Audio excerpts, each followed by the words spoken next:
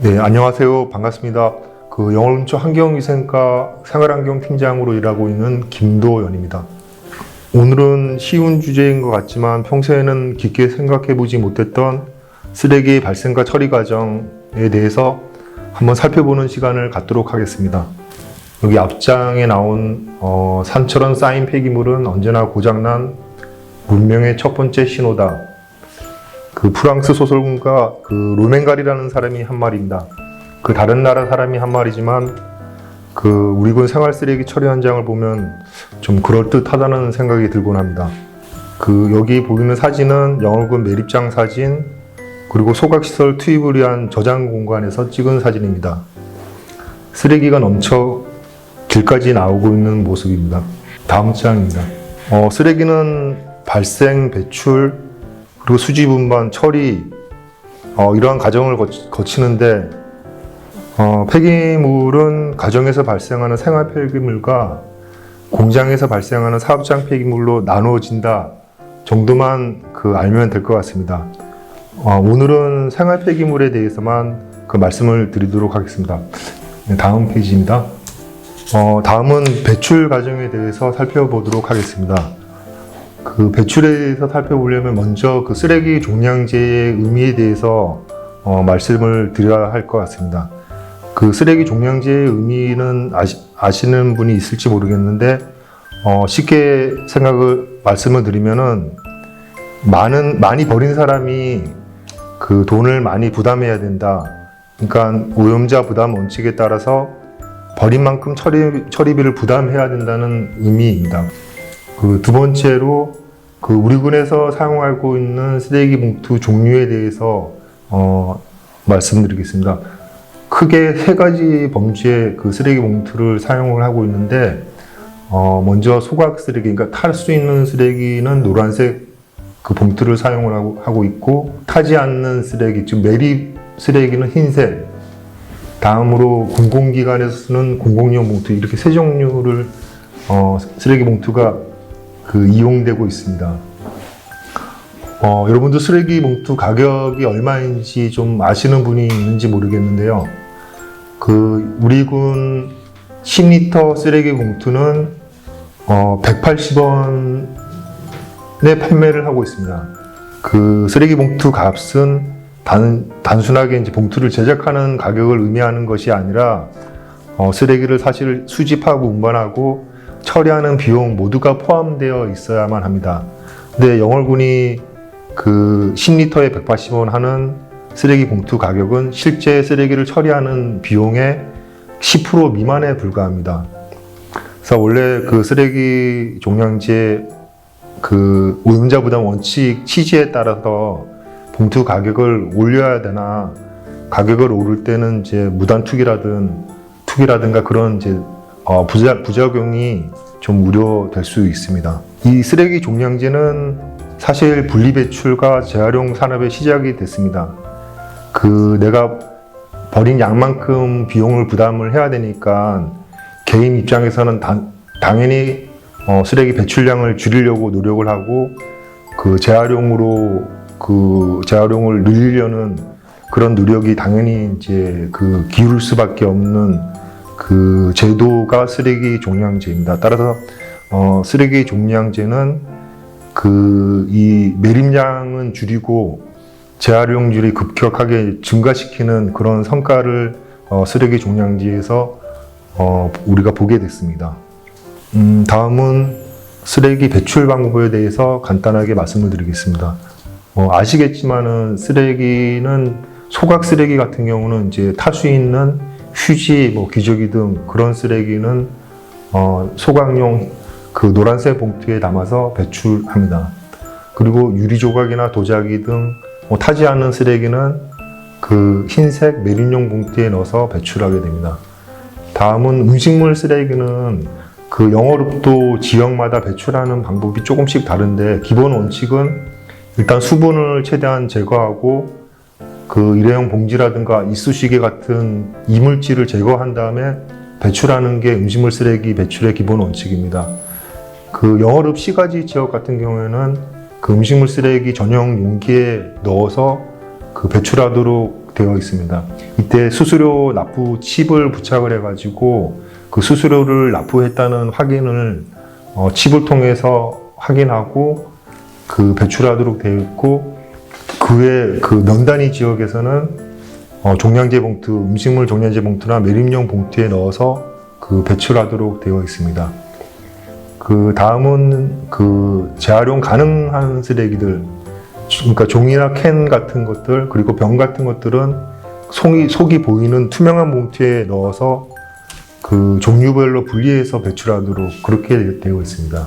그 잘못 배출되는 사례를 간단하게 살펴보면은 대표적인 게 소각용 봉투에다가 뭐 유리병을 넣는다든가 아니면 가스통을 넣는다든가 그 소각용 봉투에다가 타지 않은 쓰레기를 넣어서 배출하는 그런 경우가 의외로 상당히 많습니다. 이런 경우에는 이게 소각시설에 들어가가지고 소각시설 고장의 아주 큰 원인이 되고 있습니다.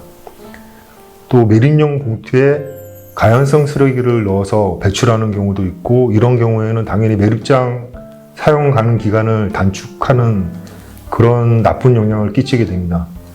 그리고 소각용 매립용 봉투에 그 재활용 가능한 폐기물을 그 넣어서 배출하는 경우도 흔히 볼 수 있습니다. 스티로폴은 그 재활용이 가능한 폐기물입니다. 하지만은 이렇게 테이프가 부착되어 있고 아니면 이물질로 오염된 있는 경우에는 그 재활용 가능한 폐기물로 분류되지 않고 그 소각용 봉투에 담아서 배출돼야 됩니다. 그래서 조금 이렇게 손으로 정리를 해서 테이프도 제거하고 그런 다음에 그 배출을 하면은 당연히 재활용 가능 폐기물로 분류가 됩니다. 예, 다음 사진은 여기는 저희 영월군 환경시설관리사업소에 있는 그 재활용 처리동 사진입니다. 여기 산처럼 쌓여 있는 그 폐기물이 그 재활용 가능 폐기물로 그 사업소에 반입된 폐기물입니다. 이 재활용 가능 폐기물이 반입이 되면은 그 대부분 아주머니들이 수작업으로 일일이 분류를 해가지고 그 재활용이 용이하도록 그 정리를 하는데, 이 재활용 가능 폐기물로 들어왔지만은 여기에 소각용이라든가 매립 쓰레기들이 많은 양이 이렇게 섞여서 들어오는 경우가 굉장히 많습니다. 그래서 아주머니들이 분리하고 정리하는데 그 어려움을 그 저희들한테 호소를 하고 있습니다. 그 다음 화면은 그 재활용 요령에 대해서 그 흔히 착각하기 쉬운 재활용 방법에 대해서 이렇게 설명을 한 자료를 말씀드리겠습니다. 일단 그 씻어도 그 이물질이 제거되지 않은 용기류는 재활용이 되지 않습니다. 혹시 뭐 떡볶이를 먹은 그 일회용 컵, 떡볶이를 깨끗이 씻고 배출해야지 재활용이 가능합니다. 떡볶이가 묻은 상태에서는 그 재활용 폐기물로 분류되지 않습니다. 그 다음에 흔히 오해하기 쉬운 게 그 도자기나 사기 그릇 같은 경우 재활용이 되지 않습니다. 그 도자기나 사기 그릇은 그 불연성 쓰레기로 분류돼서 매립용 봉투에 배출돼야 됩니다. 다음 뭐 스티커 등이 부착된 그런 것들도 좀 손으로 스티커를 제거해야지 재활용이 용이하게 됩니다. 다음은 제 수집 운반에 대해서 그 말씀을 드리겠습니다. 영월군 그러니까 생활 폐기물 수집 운반 방법은 여기 아래 사진을 보시면은 왼쪽은 그 쓰레기 그 소각이나 매립 쓰레기를 영월군에서 수거하고 있는 그 압축 징계 차량입니다. 쓰레기를 들어오면은 압축해 가지고 운반하는 그런 차량이고, 그 옆에 노란색 차량은 그 음식물 쓰레기를 그 정형으로 수거하는 밀폐 차량입니다. 그 다음 페이지로 넘어가겠습니다. 여기 왼쪽 사진은 쓰레기 그 소각로에 들어가기 직전에 그 쓰레기를 저장하는 곳을 사진을 찍은 거고, 좀 뭐 간단하게 그 소각 처리 시설 공정을 말씀을 드리면은 쓰레기가 반입이 되면은 크레인을 통해 가지고 소각로에다가 쓰레기를 투입을 합니다. 그 소각로에는 혼합을 시키는 역할을 하게 되고요. 그 거의 800도 이상의 고온에서 소각이 되면은 소각되고 남은 그 바닥재는 반출돼서 매립장으로 매립 처리되고 그 외에 이제 오염된 공기들은 그 여기 나와 있는 방건식 반응탑이나 여과주증 시설을 통해 가지고 깨끗하게 정화돼 가지고 대기죽으로 나가는 그런 그 공정을 거치고 있습니다.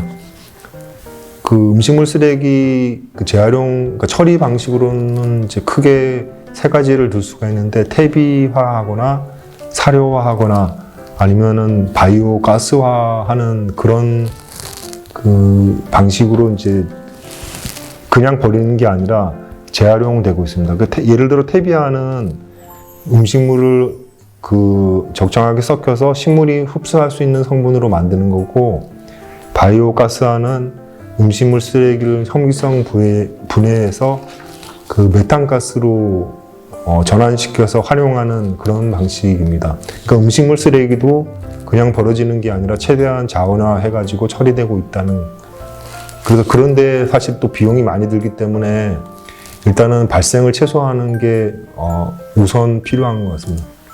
그 잘못된 쓰레기 처리의 몇 가지 사례를 말씀을 드리고 싶어가지고 사진을 올렸습니다.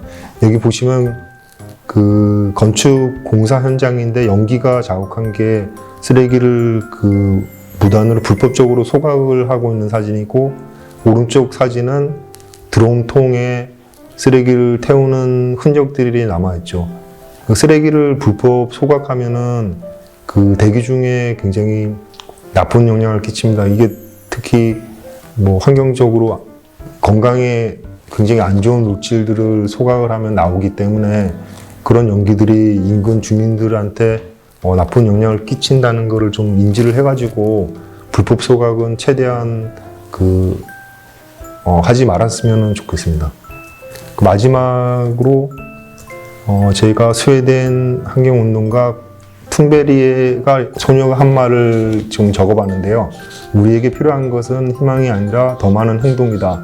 쓰레기도 여러분들의 작은 관심과 노력이 있어야지 감량하고 재활용하고 그래서 좀 발생을 최소화할 수 있는 그런 여러분의 노력이 필요하다는 생각에서 이 문구를 적어봤습니다. 이상입니다.